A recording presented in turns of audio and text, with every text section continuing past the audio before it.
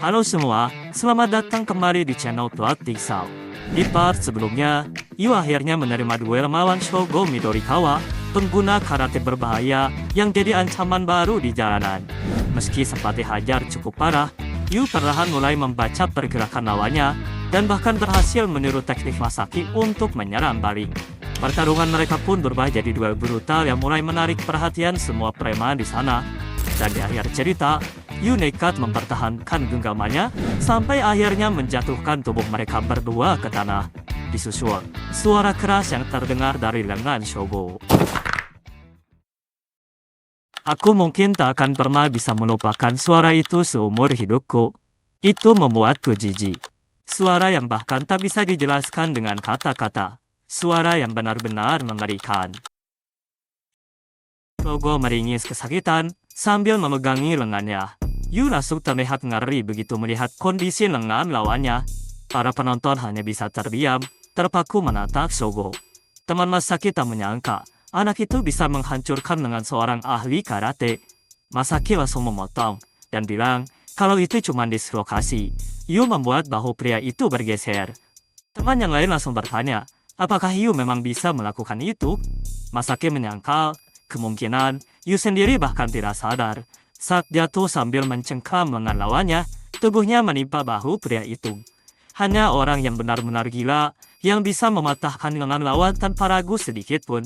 Sengaja menghancurkan lengan seseorang tanpa berpikir panjang bukanlah hal yang mudah. Dan sekarang, anak itu mulai dikuasai rasa takut. Perasaan yang belum pernah ia rasakan sebelumnya.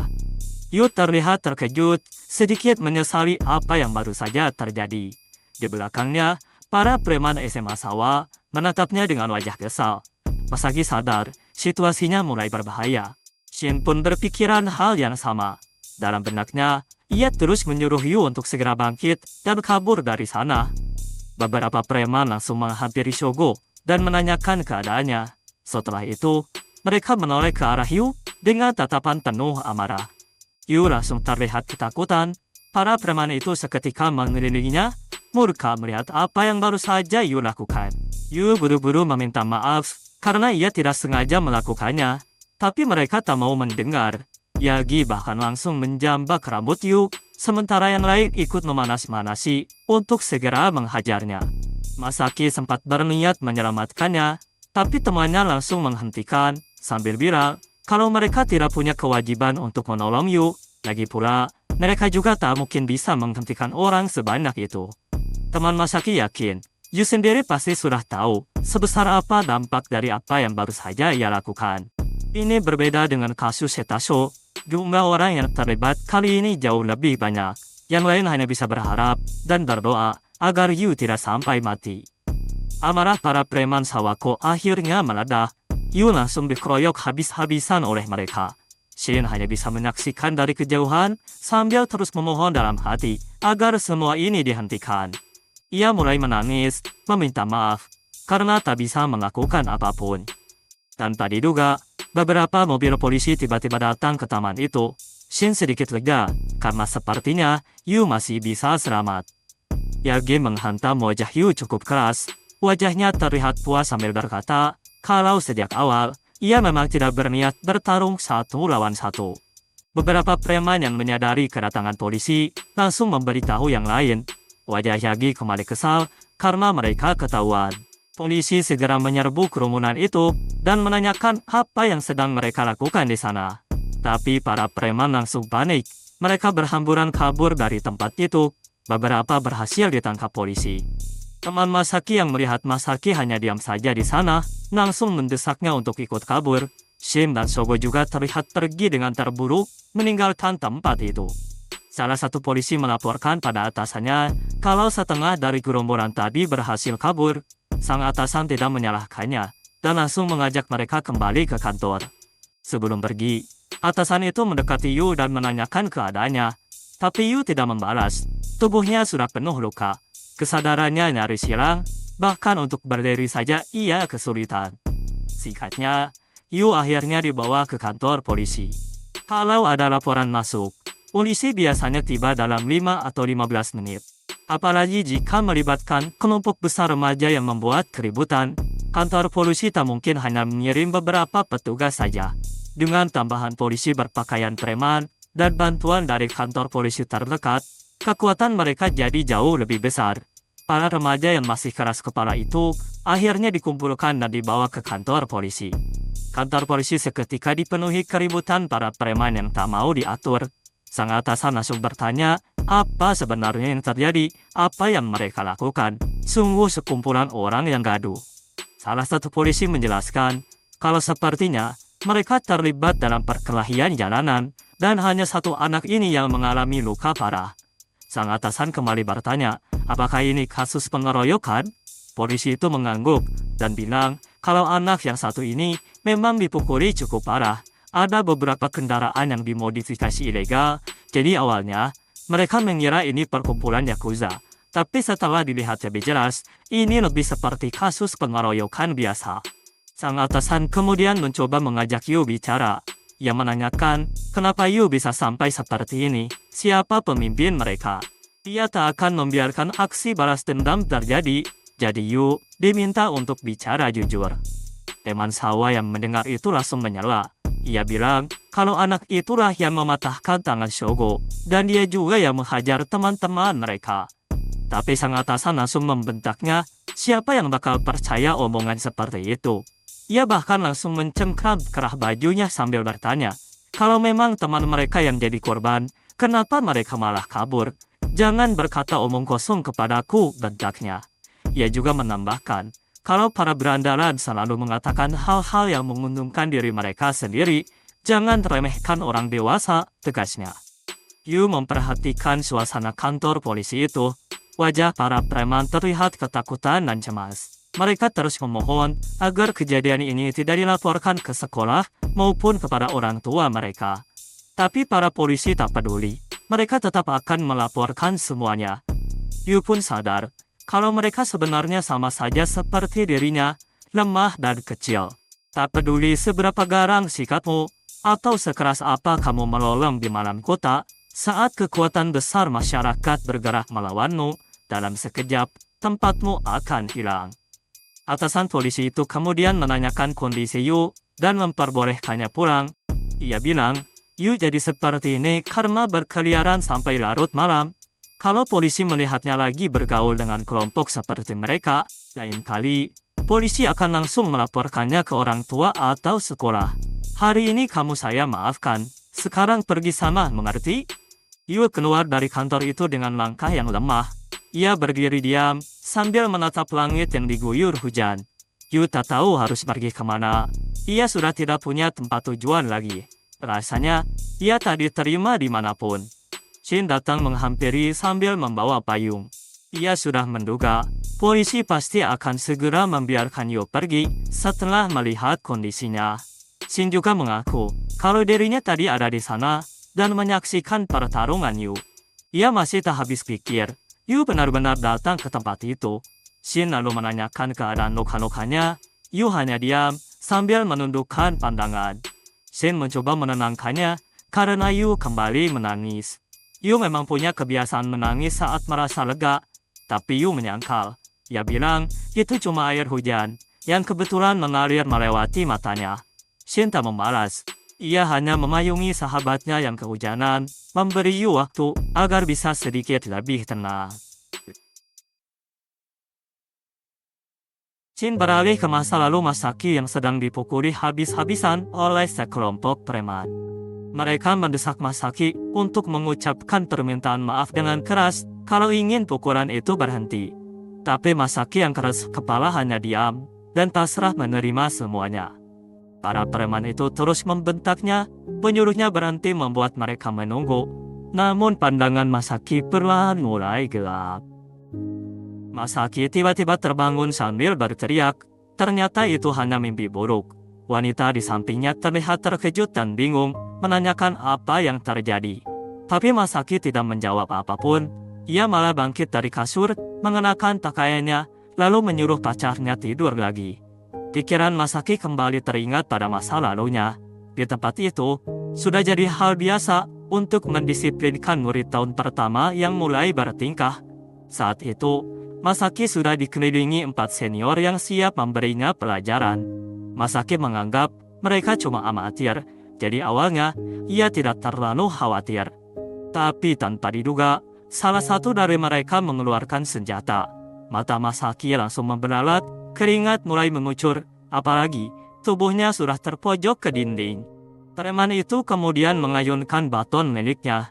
Masaki tahu ada celah untuk menghindar. Dalam pikirannya, ia terus menyuruh dirinya bergerak, tapi tubuhnya membeku dan tak mau menuruti perintahnya sendiri. Serangan itu akhirnya menghantam Masaki telak, lalu mereka mulai menghajarnya habis-habisan.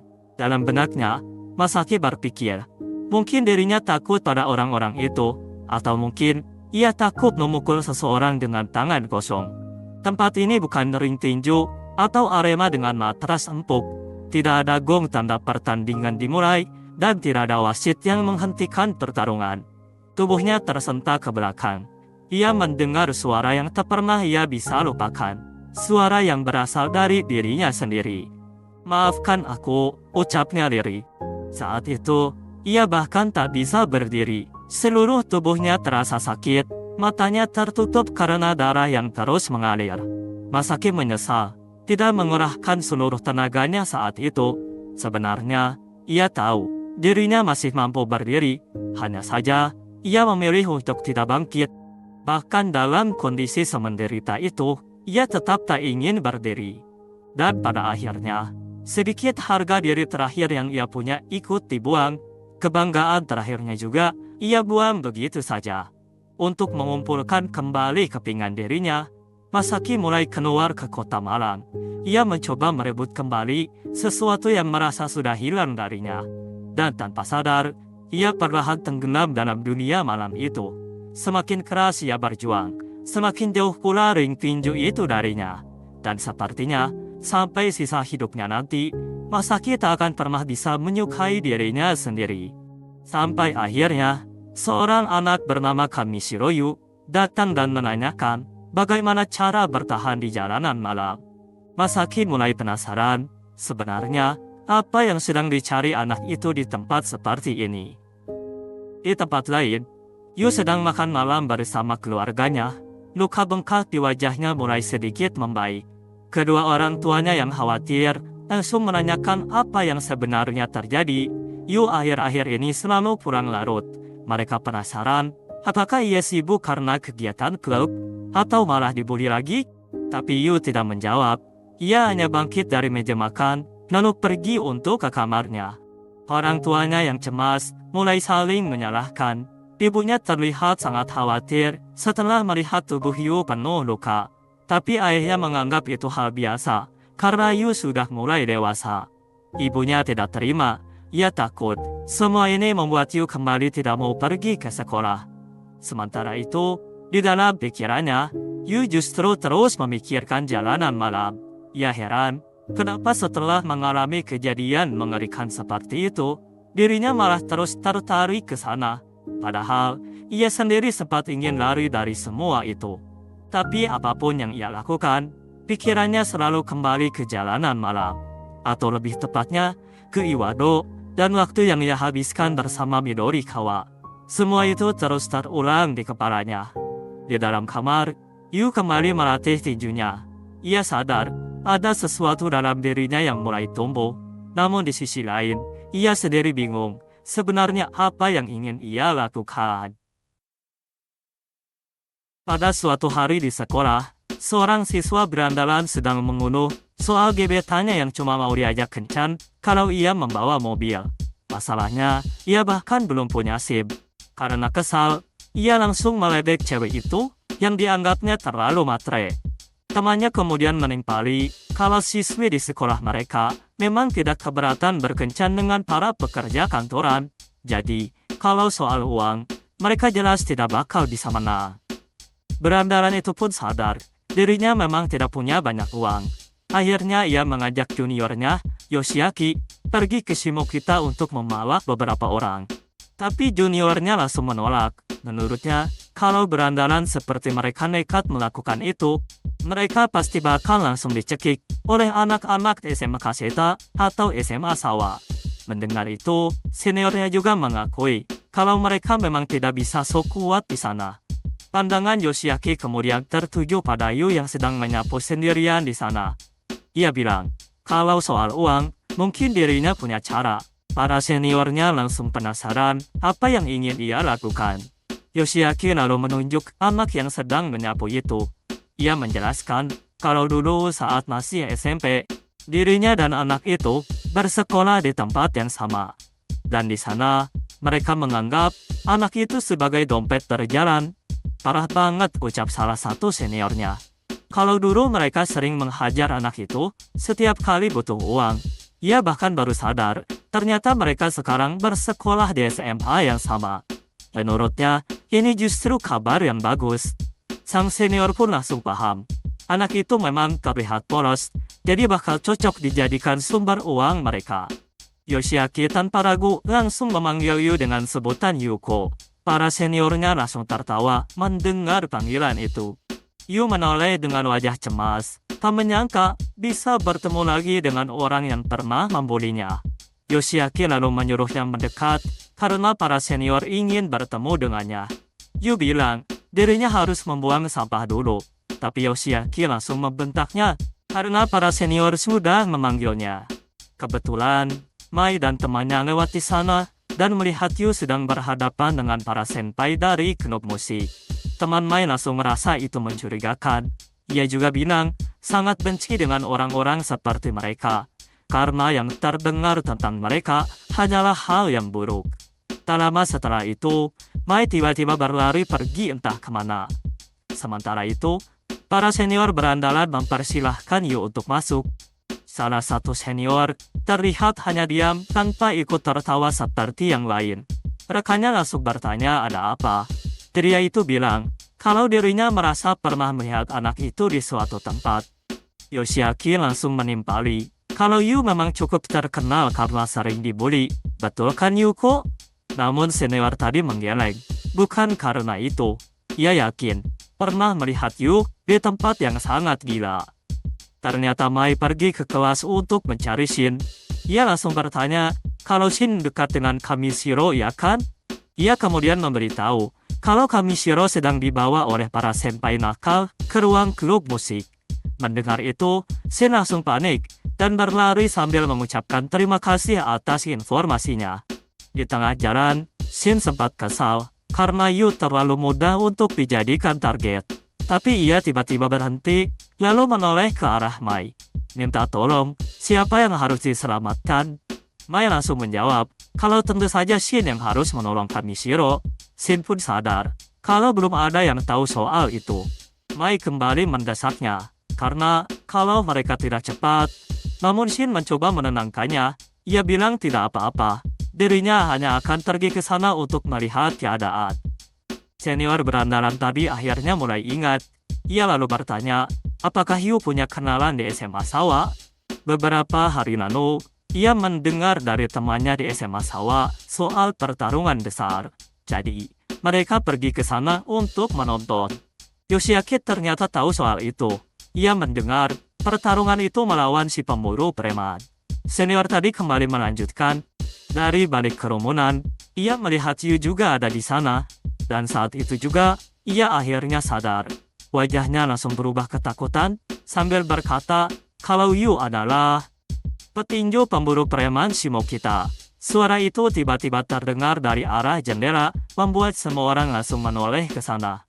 Ternyata itu Shin. Ia menjelaskan, kalau pria itu berhasil mengalahkan Iwado dari Seta, hanya dengan satu pukulan, dan berhasil mematahkan lengan Midorikawa dari Sawa.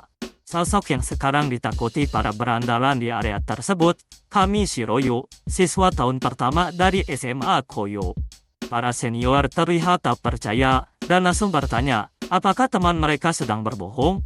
Tapi senior yang melihat langsung kejadian itu berkata, kalau dirinya tidak mungkin salah. Anak ini benar-benar berbeda dari apa yang mereka bayangkan. Jadi, ia sendiri juga tidak menyadarinya saat awal. Tapi, tidak salah lagi. Yu memang orangnya. Ia bahkan melihat sendiri saat Yu mematahkan lengan Midorikawa. Mendengar itu para senior langsung terdiam dengan wajah pucat. Namun Yoshiaki masih berusaha menyangkal Menurutnya semua ini pasti bohong. Karena sejak SMP, dialah yang sering memukul Yu, sampai anak itu tak mau masuk sekolah. Yoshiaki bahkan tertawa tak percaya kalau Yu adalah si pemburu preman. Shin lalu dengan santainya menyuruh Yoshiaki mengetes sendiri kalau memang tidak percaya. Ia juga menyuruh Yu untuk tidak menahan diri, karena sejak awal, para senpai memang berniat untuk menghajarnya. Para senior langsung panik, dan buru-buru menyangkal. Mereka bahkan mulai meminta maaf kepada Yu. Tapi Yoshiaki tetap bersikeras, ingin membuktikannya sendiri. Yu mengajak Yoshiaki menghentikan semua ini. Namun pria itu tak peduli, dan langsung mengayunkan pukulan, tapi dengan cepat, Yu langsung menahan tangannya. Lebih aman menghentikan tangan lawan sebelum pukulannya melayang, dibanding mencoba menangkis pukulan yang sudah mengarah ke arah tubuh. Teknik itu disebut stopping, baget petinju. Menghentikan pukulan orang yang tidak berpengalaman bukanlah hal yang sulit, karena gerakan mereka biasanya terlalu mudah ditebak.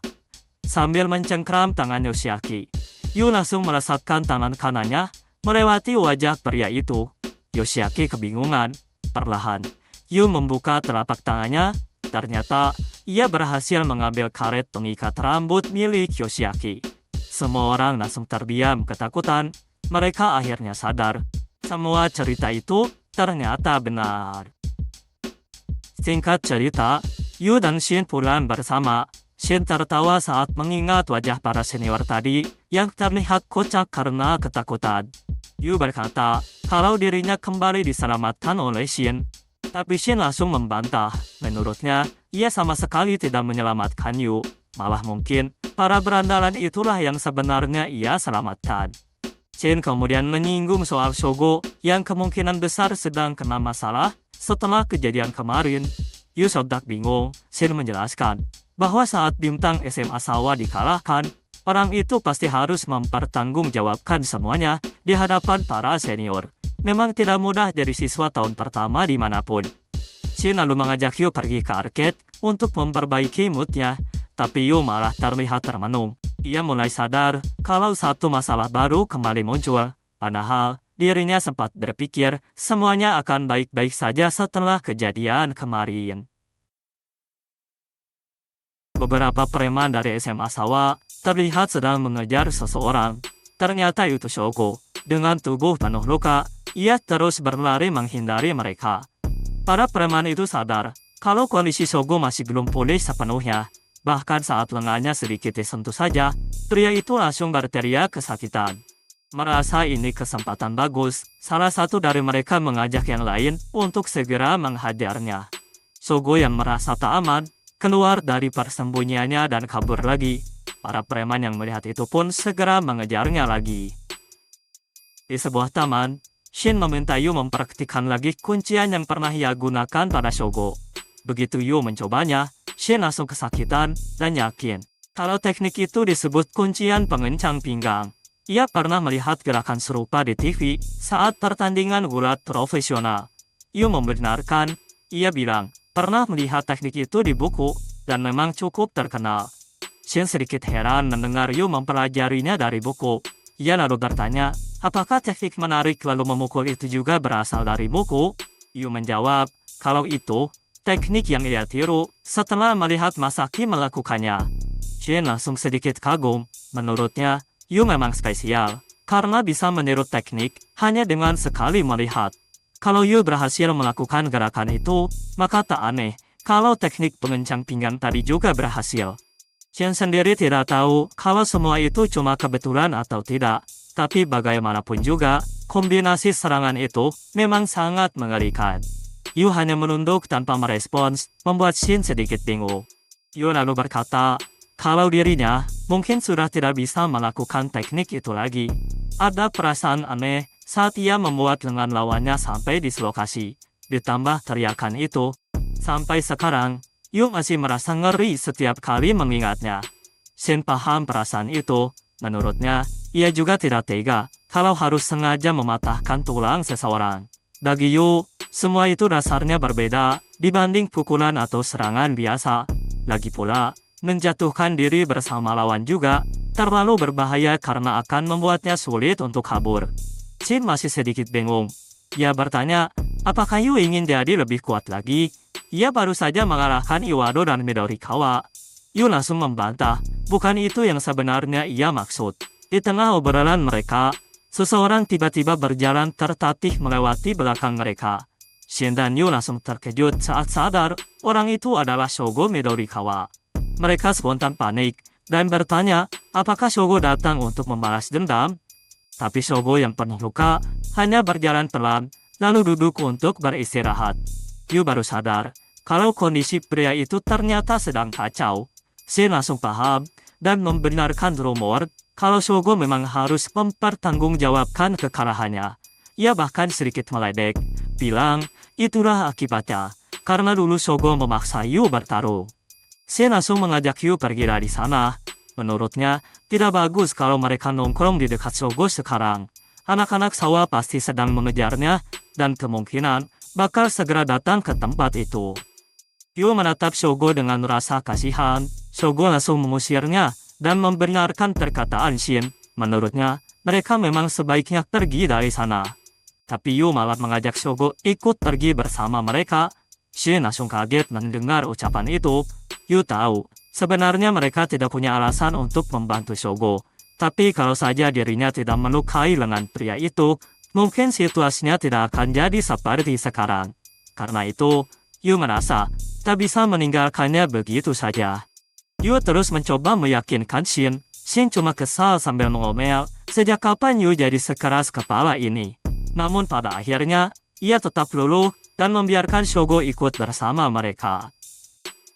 Singkat cerita, mereka akhirnya bersembunyi di pintu belakang restoran cepat saji tempat Shin bekerja. Shin bilang, dirinya masih harus kerja sampai jam 9.30 malam.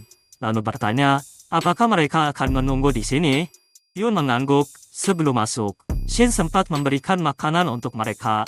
Yu langsung berterima kasih, tapi Shogo malah berkata, jangan berharap dirinya akan ikut berterima kasih. Ucapan itu langsung membuat Shin kesal dan ingin memukulnya. Beruntung, Yu cepat-cepat menghentikannya. Yu membuka percakapan dengan menanyakan, apa sebenarnya yang terjadi? Bukankah Shogo dan para preman itu berasal dari sekolah yang sama? Shogo menjelaskan, kalau dirinya memang sudah lama jadi target mereka. Banyak yang tidak suka dengan sikapnya. Jadi, cepat atau lambat, bentrokan itu pasti akan terjadi. Dan pertarungannya melawan Yu cuma jadi alasan yang pas bagi mereka untuk mulai bergerak. Shogo lalu langsung mengubah topik. Ia bertanya, apakah Yu benar-benar berpikir dirinya sudah berhasil menang darinya? Pertanyaan itu langsung mengingatkan Yu pada ucapan Iwado dulu. Yu pun bilang, kalau Iwado dari Shetaso juga pernah menanyakan hal yang sama. Yu sendiri sebenarnya tidak pernah merasa menang. Yang ia rasakan justru cuma tekanan dan ketakutan. Menurutnya, semua hasil yang ia dapat sejauh ini hanyalah kombinasi keberuntungan dan timing yang tepat. Yu tidak mengerti kenapa orang kuat seperti Iwado dan Shogo terus memusatkan perhatian kepadanya. Baginya, pertarungan itu menakutkan. Ia bahkan sama sekali tidak menyukainya. Hanya saja, entah kenapa, dirinya selalu terseret ke dalam semua itu. Shogo langsung menyebut semua itu bohong. Menurutnya, orang yang benar-benar ingin menghindari pertarungan pasti hanya akan berpikir untuk kabur sejauh mungkin dari dunia itu. Shogo lalu mendesak Yu untuk jujur. Perasaan euforia saat berhasil menjatuhkan lawan, rasa senang yang muncul di balik rasa bersalah yang gelap dan pahit. Menurut Shogo, Yu pasti pernah merasakan semua itu. Yu sempat ingin membantah perkataannya, tapi akhirnya mengurungkan niatnya. Ia hanya terdiam sambil tenggelam dalam pikirannya sendiri. Yu ingin mengatakan kalau ucapan Shogo itu salah, tapi ia tak bisa menemukan kata-kata untuk menyangkalnya. Sampai sekarang, keberadaan Yu sendiri terus berulang kali disangkal, kadang bahkan oleh dirinya sendiri. Ia terus berjuang agar tidak ditolak, agar keberadaannya tidak dihapus begitu saja. Mungkin ada semacam kesenangan primitif saat berhasil mengalahkan lawan dan membuktikan keberadaan dirinya sendiri. Atau mungkin tidak ada sama sekali. Kalau begitu, sebenarnya selama ini, apa yang sedang ia lakukan? Setelah shift Shin selesai, mereka akhirnya berjalan bersama untuk pulang. Yu sempat ingin membantu menopang Shogo, Tapi pria itu langsung menolak. Shogo kemudian terdiam sejenak sebelum akhirnya mengatakan sesuatu. Ia meminta Yu untuk menjadi partnernya. Yun dan Shin langsung kaget dan bingung mendengarnya. Shin pun langsung angkat bicara. Shogo sebenarnya mau pergi kemana dan dengan siapa? Apa dia berpikir kalau Yu bakal mau ikut dengan orang yang sedang dalam masalah? Namun Shogo meyakinkan mereka, menyebut kalau Yagi belum menyerah kepada Yu. Yoshi dari SMA Seta juga masih ingin balas dendam. Masaki juga tidak datang menyelamatkan Yu waktu itu. Menurutnya, apa mereka berpikir cuma dirinya saja yang sedang dalam masalah? Yu langsung terdiam merenung. Bahkan Shin pun tidak bisa membalas ucapan itu. Namun langkah mereka tiba-tiba terhenti ketika para preman sawah yang sejak tadi mencari Shogo ternyata sudah menghadang jalan mereka. Pemimpin mereka langsung meledek Shogo karena sampai harus meminta bantuan pada mantan lawannya sendiri. Ia juga merendahkan Shogo yang sekarang terlihat jatuh begitu rendah. Shogo merasa sial karena mereka berhasil menemukannya, sementara Yu dan Shin hanya bisa diam dengan wajah yang cemas. Cerita kita cukupkan dulu sampai di sini ya. Yu yang awalnya cuma ingin menghindari pertarungan, sekarang malah terus terseret makin dalam ke dunia jalanan malam.